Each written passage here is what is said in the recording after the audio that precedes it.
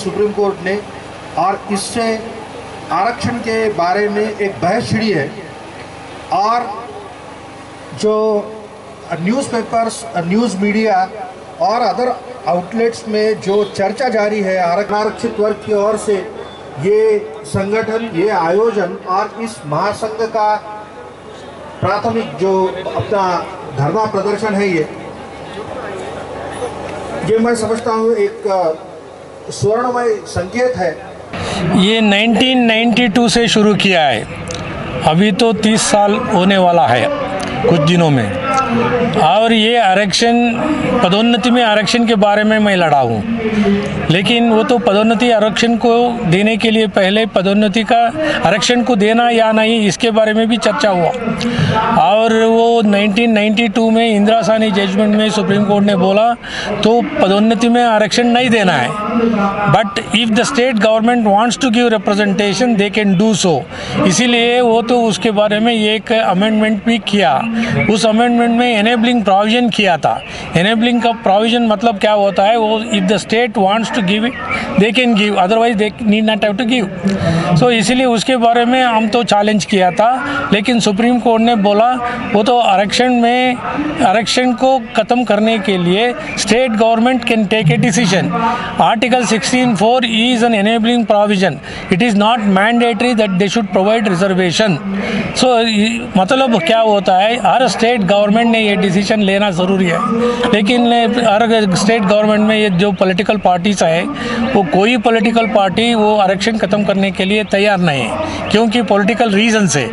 सो हम इसको अपोज करके ये प्लेटफॉर्म में आगे आके हम पूरा हिंदुस्तान में आंदोलन करना ज़रूरी है, क्योंकि वो तो पॉलिटिशियंस को हम बताना चाहिए, if you don't remove the reservation we will oppose you in the election. So इसीलिए हम तो कुछ टाइम तो चाहिए हमको, पूरा हिंदुस्तान को हम सीखना पड़ेगा।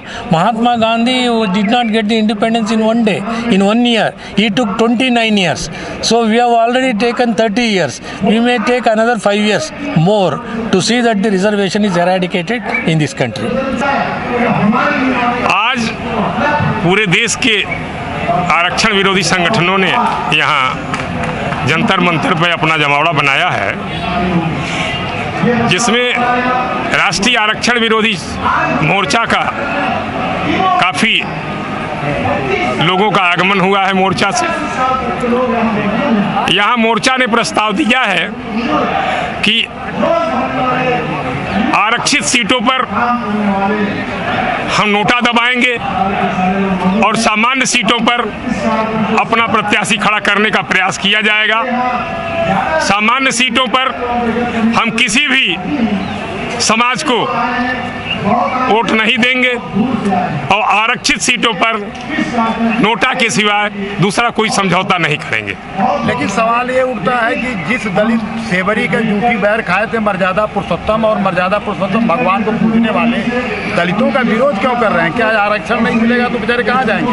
हम दलितों का विरोध नहीं कर रहे हैं, हम शुद्ध रूप से भारतीय संविधान में जो कमियां हैं, जो संवैधानिक भ्रष्टाचार है, उस भ्रष्टाचार के खिलाफ है। नहीं, आपको जैसा पता है, कल भी आप मिले थे, हम लोग प्रयास कर रहे हैं। देश के जितने भी संगठन इस मानसिकता से हैं कि उनको लग रहा है कि गलत हो रहा है हम लोगों के साथ, और या उसमें समानता होनी चाहिए, चाहे SC/ST हो, चाहे OBC हो, चाहे जनरल हो। जो गरीब हैं उनके लिए सरकार की योजनाएं होनी चाहिए, अमीरों के लिए नहीं होनी चाहिए।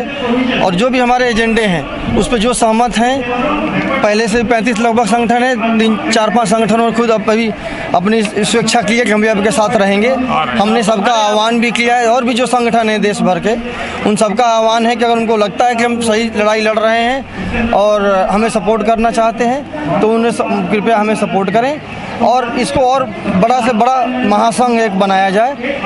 सर देखिए, जो अभी मंथन का दौर चल रहा है, क्योंकि राष्ट्र के अंदर आरक्षण और SC/ST एक्ट के विरोध में काफ़ी पार्टियां बन चुकी है और काफ़ी संगठन काम कर रहे हैं। हमारा निरंतर प्रयास रहेगा सभी को एक मंच पर लाकर एक दिशा दी जाए और इस आंदोलन में तेजी लाई जाए।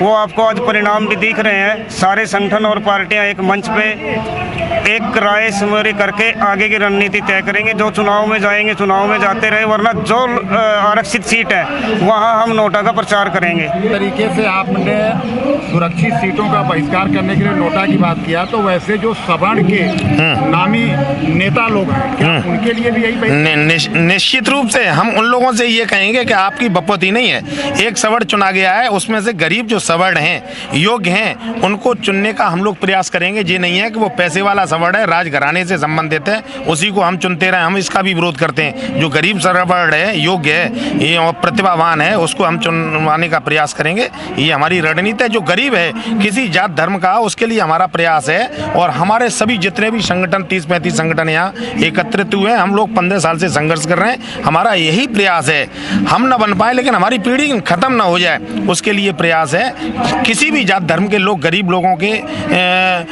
उत्थान होना चाहिए, ऐसा प्रयास होना चाहिए। यही अमेंडमेंट संविधान में होना चाहिए। तुष्टीकरण बिल्कुल नहीं होना चाहिए। बहुत बहुत धन्यवाद। ये जो है अन्याय चरम पर है इस समय। आज 70 साल बाद भी किसी गरीब की बात नहीं हो रही है।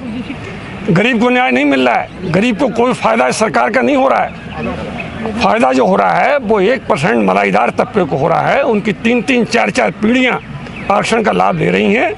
इस बार federation of equality and merit ने ये सब 35 संगठनों को मिलाकर एक संगठन बनाया है और पूरे देश के लिए एक रणनीति पर काम होगा। और हम निश्चित रूप से बहुत जल्दी अपने लक्ष्य में कामयाब होंगे। और सरकार मजबूर होगी इस बात के लिए कि उसको योग्यता का सम्मान करना ही पड़ेगा, गरीब की बात सुननी ही पड़ेगी।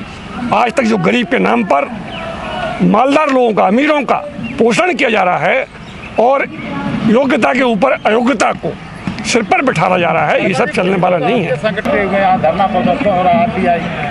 आपका कहना बिल्कुल सही है। इस आयु ने, जो आयु हमने पीछे बिताई है, उसमें आरक्षण के चलते बहुत कष्ट हर कदम पर पाए हैं। और आरक्षण का विरोध हम लोग अपने लिए अभी नहीं कर रहे हैं वर्तमान में, अब हम अपनी आने वाली पीढ़ियों के लिए कर रहे हैं, ताकि वो हम लोगों को कोसे नहीं कि हमारे बुज़ुर्गों ने हमें क्या विरासत में दिया।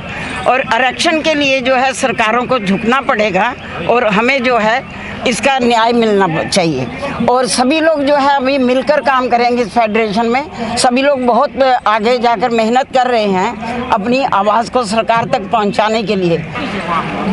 ये आरक्षण रूपी जंजीर जो है केवल उन्हीं के वंशजों पर नहीं बांधी गई है, वो सभी के वंशज, सभी पर है ये जो है। और ये जो वर्तमान आरक्षण प्रणाली है वो तो दलित वर्ग के वास्तविक जो गरीब हैं उन पर भी जो है भारी पड़ रही है और उनको उसका कोई लाभ नहीं मिल रहा है। इसलिए इस आरक्षण प्रणाली को परिवर्तन अत्यंत आवश्यक है। इस आरक्षण जो हमारी प्रणाली है वर्तमान में और जो इसके वो है नियम है, उसके आधार पर केवल मलाईदार तबका जो है पीढ़ी दर पीढ़ी 3-4 पीढ़ियों से लाभ लेता आ रहा है और वो आज उन्हीं दलितों का और गरीबों का हक मार रहा है और उनका शोषण हो रहा है। इसलिए हम सभी लोग मिलकर के ऐसे प्रणाली का विरोध करेंगे।